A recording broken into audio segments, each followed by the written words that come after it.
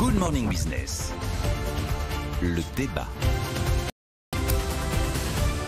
La réforme de l'ISF, la flat tax, Emmanuel Macron a promis le ruissellement. Certes, on aide les riches, mais ça va bénéficier aux pauvres. Alors le verdict, Nicolas Dose. Là, sur cette question, c'est là où le bas blesse. On n'est pas capable encore de confirmer le fameux ruissellement, que les milliards rapatriés sur le territoire français se traduisent en investissement et se traduisent en création d'emplois.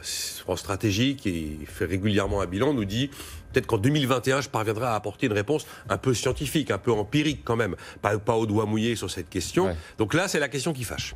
C'est la question pour laquelle on n'arrive pas aujourd'hui à avoir d'éléments probants. Après, il faut reconnaître que si on regarde la photographie que nous fait France Stratégie, cette transformation, parce que c'est pas une disparition de la fiscalité du capital, c'est une transformation, elle a plutôt eu des effets positifs. On voit que pour la première fois en 2018, il y a plus de gens qui sont rentrés sur le sol français pour des raisons fiscales que de gens qui en sont partis. C'était quand même l'inverse jusqu'à présent.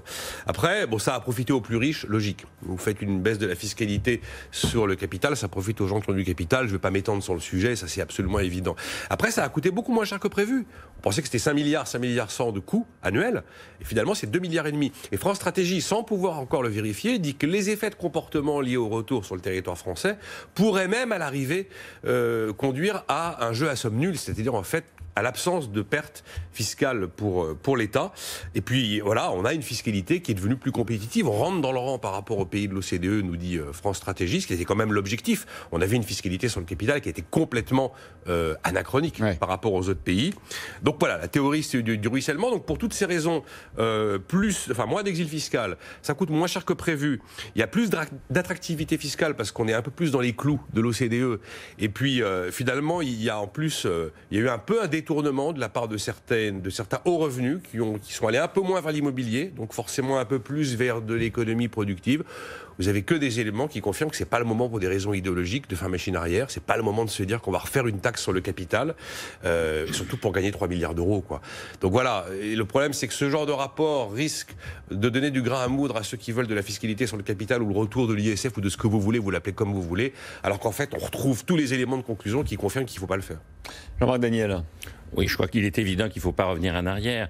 Par rapport à ce rapport et par rapport à la fiscalité sur le capital et la fiscalité en général, ce qui me frappe, c'est d'abord depuis très longtemps, on le sait, déjà Ricardo disait que les mauvais patriotes, ce ne sont pas ceux qui fuient leur pays, ce sont ceux qui les obligent à fuir leur pays. C'est-à-dire que le mauvais patriote, c'est celui qui met un impôt tel qu'il paraît légitime à un certain nombre de gens de chercher à le fuir en s'expatriant. Et ça a fonctionné parce qu'on voit qu'effectivement, désormais, les retours sont supérieurs au départ. Hein. Et donc on voit bien... des plus fortunés. On voit bien effectivement que cet impôt avait un caractère Ricardo, spoliateur parle d'impôt immoral, l'impôt qui vous oblige à partir. Donc cet impôt, puisqu'il vous oblige à partir, dans la logique de Ricardo, était immoral, sa suppression. Et donc sur le plan, je dirais, politique, une bonne chose. Le deuxième élément, c'est le discours sur la théorie du ruissellement. Oui, c'est ça. Ça pour le coup, est-ce qu'il a bien fait, Emmanuel Macron? Est-ce qu'il s'est pas... Ça va être difficile à prouver. Est-ce que c'était pas risqué de promettre ça? Il y a deux versions de la théorie du ruissellement. Il y a la caricature.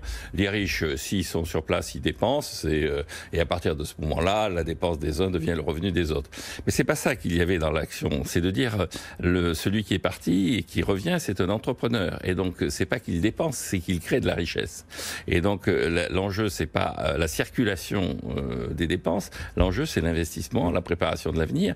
Et les gens qui étaient partis, effectivement, c'était fondamentalement des entrepreneurs. C'est-à-dire que le capitalisme, ça repose sur des gens qui créent des entreprises. Pas sur des gens qui dépensent, mais sur des gens qui créent de la richesse. Et donc là, le retour de ces des gens qui étaient partis est positif. Donc le ruissellement, ça fonctionne. Alors après, parce que dit France Stratégie, Jean-Marc. Oui. C'est parce qu'il parle bien d'investissement, il ne parle pas de dépenses. Et ils disent qu'en termes d'investissement, on ne peut apporter aucun élément. Absolument. Non, mais on ne peut pas le chiffrer. Mais il est évident que les gens qui reviennent, par nature, ils vont agir. Par nature, ils reviennent pas pour s'installer dans la rente. Ils reviennent, s'ils étaient partis, c'est qu'ils avaient un projet qu'ils considéraient. Oui, mais c'est ça le problème, c'est que comme Macron a promis le ruissellement de le quantifier, c'est là où on risque de retourner sur un débat politique stérile. Oui, alors c'est totalement stérile, donc il faut assez vite le clore ce débat. Et il y a quand même une menace, effectivement, c'est le maintien dans le discours permanent dans ce pays de l'idée qu'il faut rétablir l'impôt sur le capital. Il n'a pas été supprimé. Et il est maintenu au travers de l'IFI.